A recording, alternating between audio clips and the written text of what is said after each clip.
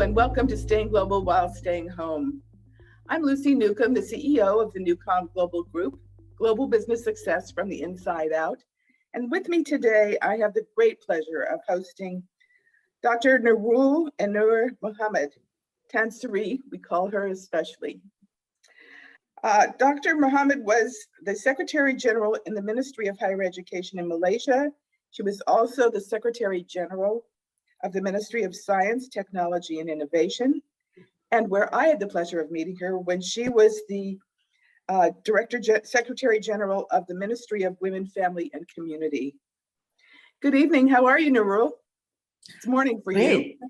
Yeah, good morning from Malaysia, Lucy. Great, thank you. I'm excited about your talk today. Oh, thank you. We are so honored to have you. And we will explain why you have been so busy lately at the end of our broadcast, but it's just a very big honor to have you today. Thank you. Thank you very much. Thank you. Well, before we go on, let me tell you a little bit about Noorul. You can see, get a sense of why she's so busy and how she's been so busy. Before she had her Secretary General roles, which is the highest level of civil service, she obtained her PhD in political science at the City University of New York and her Master's of Social Science from the University of Birmingham in the UK. She was also the recipient of the Goldman Sachs Visiting Research Fellow at the University of Oxford. She was selected, among many other honors she's held, at the President of the Science Commission, United Nations Education, Scientific, and Cultural Organization, also known as UNESCO, from 2015 to 2017, a first for Malaysia. I believe you're quite good at that in many categories. During the 38th UNESCO General Conference. Currently, Noorul has stepped away from her civil service role, but is not letting any grass grow beneath her feet, as we say here in America. She is the chairman of the University College of Yayasan Penang, Malaysia. She's a professor of, pardon? Maha, thank you. A professor of SDGs at Sunway University. She's the advisor on women's issues, Talent Corp Malaysia. She's on the advisory council. I apologize, my tablet decides to take a nap in the middle of our conversation. She's on the advisory council, Asian Development Bank Institute. And as of this week, she's the founder of Lead Pimpin at the NGO. So we'll talk a little bit more at the end. Welcome, Noorul, completely. Thank you very much, Lucy. Really glad to be with you this morning. You've been an old buddy of mine, so we can talk freely about it. Yes, thank you so much. Thank you so much. Yes, we are no stranger to tech glitches, but we move beyond, right? Yeah. Thank you. Well, we have only touched on your introduction, and thank you again for all you've been contributing, especially for women, since many of our viewers are women as well, women executives. Can you please give us, and I know this is going to be for you a challenge, can you give us a brief overview of how you see higher education in Malaysia, given the roles I just mentioned, and maybe beyond Malaysia if you wish, because you have an international background, just to set the stage for our conversation. Yeah, thank you, Lucy. I was the Secretary General of the Ministry of Higher Education before I retired from the civil service per se. And now I'm the chairman of University College of Yayasan Pahang, and also a professor at the Sunway University teaching SDG, Sustainable Development Goals. From what I can see, the education system in Malaysia, the higher education institutions per se, they are expanding fast.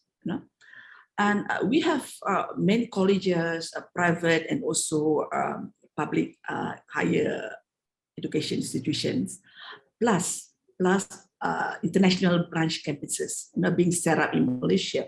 That shows how prosperous we are when it comes to higher education, and we are really trying to promote higher education as the international hub of the region. Just to name a few, we have campuses, branch campuses of Reading, of Harriet Ward University, Swinburne, Curtin University, Nottingham, Southampton, Monash, to name a few. So basically what we are trying to do in Malaysia is we are luring, enticing students from the Asian region to study in Malaysia at our international universities. Yeah, and also we see ourselves as the forefront when it comes to having international campuses, at least in the Asian region. And this is where the plus point of Malaysia is that there is faith in our education system that the other nations, they want to establish their branch campuses in Malaysia. So in the case of UC College of Yayasan Pahang, for example, we have students from Bangladesh, India, Indonesia, from China. And by doing that, by having all these international students in one location, for example, actually we are prospering the location itself with the presence of the international students, in terms of the spillover effects of economy of Malaysia. So the growth of the nation is also dependent on the presence of international students. And at the same time, for example, our international students will make friends with our local students. That too is a plus point in the context of Malaysia, because not only we learn about the cultures of other regions, of other countries. In other words, the young generations of students, Malaysian students, they can learn about cultures of other countries, plus they can make friends with international students. So I guess there are so many plus benefits from the presence of our students, international students in Malaysia. I've always admired the way you are always seeding the future, whether you're seeding the future with ideas or seeding the future with students. You have always been, we have this thing about taking others along with you and taking others up with you, and you really personify that. I have always admired that about you. And now, many people would be on the golf course or, on a cruise, and you could be doing those things, but no, you are expanding your portfolio, you are expanding your reach and impact. It's so impressive, and I'm grateful you're sharing that with us. Did you want to talk about the pandemic and how that affected education, on any workarounds that perhaps you saw with Malaysian institutes? How did you handle that in Malaysia? Yeah, definitely. It has brought some negativities in terms of the presence of international students in Malaysia with the pandemic. We have this MCO, or no students are allowed to come into Malaysia at one point of time. You remember, I think last year, about 2 years ago. So we couldn't have students, international students to come into Malaysia. But that's not the end of the road or the journey in terms of higher education. For example, we can always have classes via Zooming session, online classes. So another plus point is that we have to, how do you put it? We have students now getting better and better in terms of digitalization, and even lecturers for that matter, because they have to use the online sessions to teach students overseas or at local level, because you cannot come to class. There's no physical interaction among students and also lecturers. So in other words, you're looking at the digitalization era of higher education is, how do you say it, is much more prominent. It's much more prominent, whereby with the presence of COVID-19, there's a plus, already a plus point of digitalization in Malaysia, not only among students or lecturers, but also among the women of Malaysia. Because women of Malaysia, they're involved in entrepreneurship, for example. Is it? Back to the women aspect, I'm always passionate about women. So entrepreneurs, women entrepreneurs, they have to use online e-commerce. So that's a plus point too for the women entrepreneurs in Malaysia, the SMEs, for example. And they can utilize the knowledge of digitalization and also sell their products at the same time during the COVID-19. So it's not really, I wouldn't say the COVID-19 is a dark age of the women or of the students. Actually, we learn things. There's always the opportunities to venture into other thinking, other knowledge with regard to COVID-19 pandemic, when everybody was thinking then it was a full stop where at global level. Well, it was not. Actually, there are still opportunities that can be driven from the dark age of COVID-19. That's great. We met because I had the privilege of coming to train women entrepreneurs with the State Department. That's how when I met. And I was so impressed, even in 2014, which is quite a ways now, with just the capability and the dedication of women entrepreneurs in Malaysia. So that was prior the big digitization, and I can only imagine how it is now, that they must just be unstoppable. Yeah, unstoppable. That's the word. I like the word, the unstoppable word. Kind of like the two of us. Yeah. Right? Well, before we close, I wasn't supposed to say, was I? Before we close, would you like to talk a little bit about your new NGO, Lead Pimpin? Tell us more about it. Yeah, Lead Pimpin is a new NGO. Now we are focusing at global level. Everyone is focusing on the Sustainable Development Goals. Right. So in the case of Malaysia, we are many NGOs looking at Sustainable Development Goals too. But in the case of Lead Pimpin, we are focusing on the 5 areas of SDGs. They are women, poverty, education, sustainable cities, and climate action. So we intend to have collaborations with the public sector, the private sector. Okay. The difference here is that we are luring or enticing the civil servants to come to join us. Reason being, civil servants, they are normally out of this the picture of implementation or town hall discussions.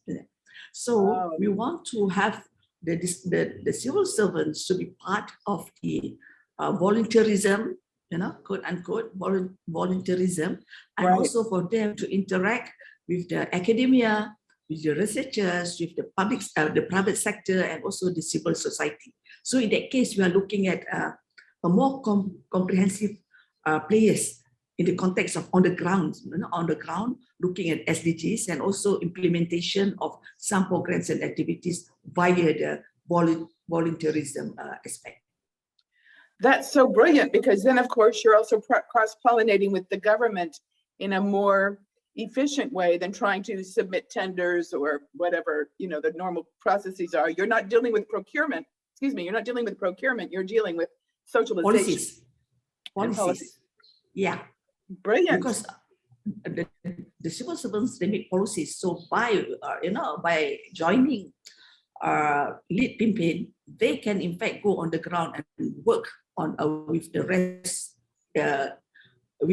of the stakeholders. And in this regard, we are looking at the volunteerism aspect of civil servants, the policymakers per se. That's brilliant. And of course, in this arena, it's not like sitting in a town hall. They can interact with each other as well. So that, departments that are probably normally pretty siloed, as we say here, very separate. Yeah. There's no political agendas about interacting the way somebody's boss might be angry with somebody else's boss or whatever that is. Those dynamics are exactly. The dynamics of policymaking.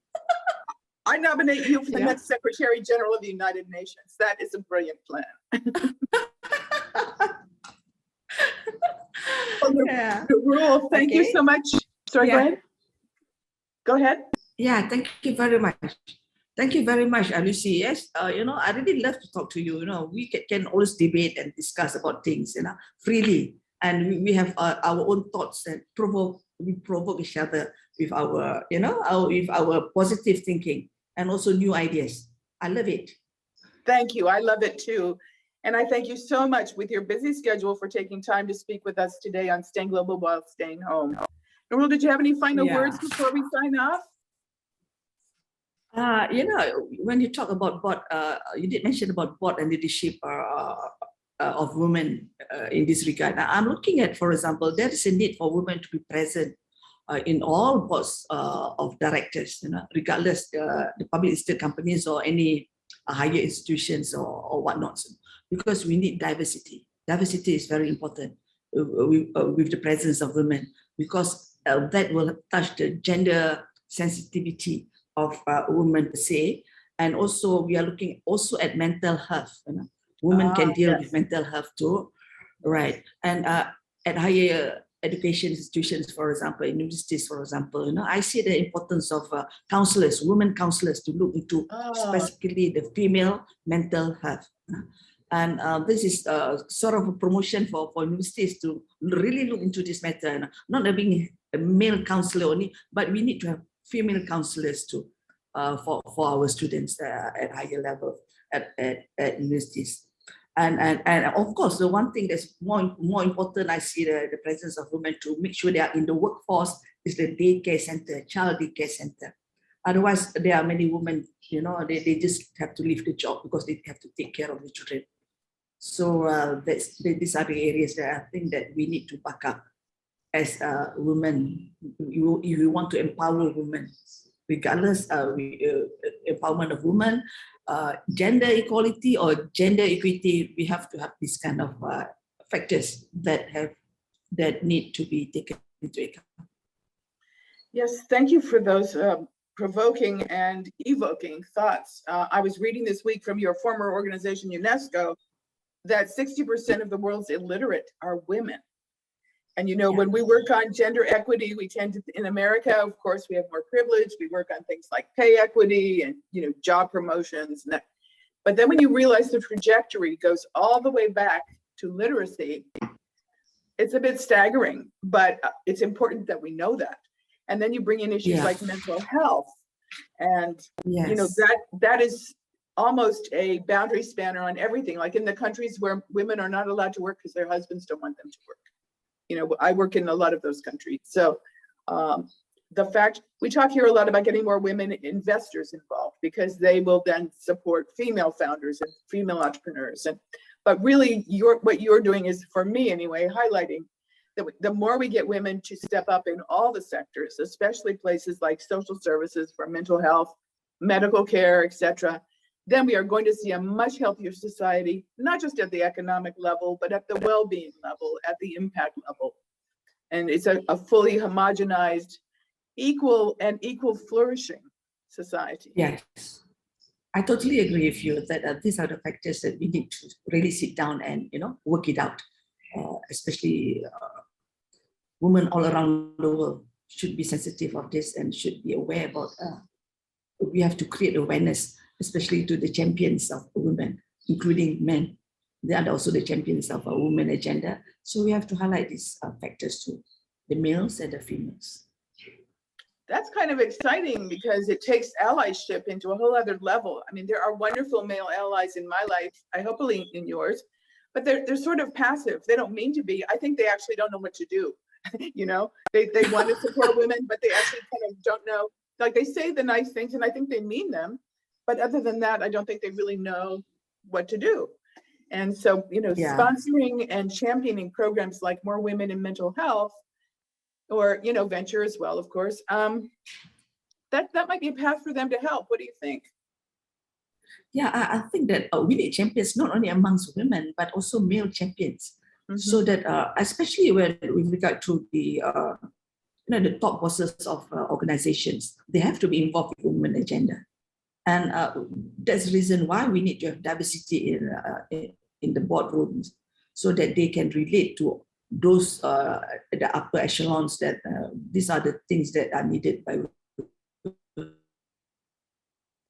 for example, in terms of equality, also equity of women. So they need to be, we have to create awareness, and we have to join the community, the organization, and also individuals in our society. That's how I look at it. Well, that's so exciting.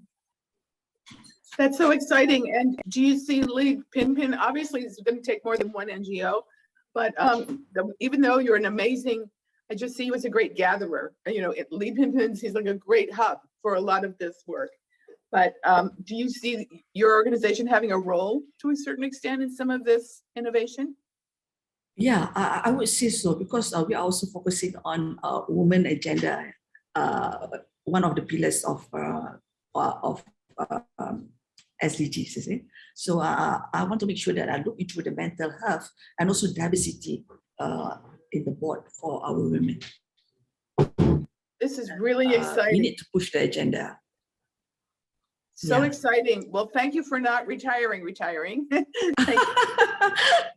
Like I said, you could have been on a cruise, but instead you're changing the world and making all of us better people, which will in turn help us make other people better and make our planet better. So thank you. Yeah, thank you very Champion much. you are. Yeah.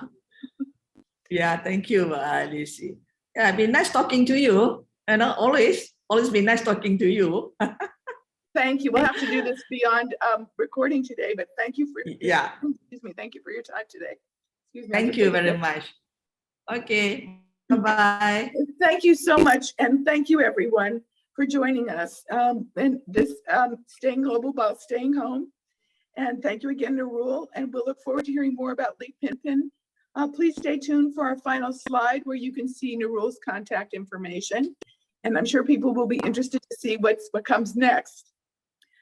Next time will be our final episode. It's been my pleasure to host Staying Global while Staying Home for you for the last 2 years. But as we move out of the pandemic, I will be the only guest on the next and final episode as we shift into our new format in the new year, Global Business Minute, which will be a weekly series of minute updates. It's been my honor to have so many wonderful and amazing guests like Noorul, although I think we may have saved the best for last. It's such an exciting topic.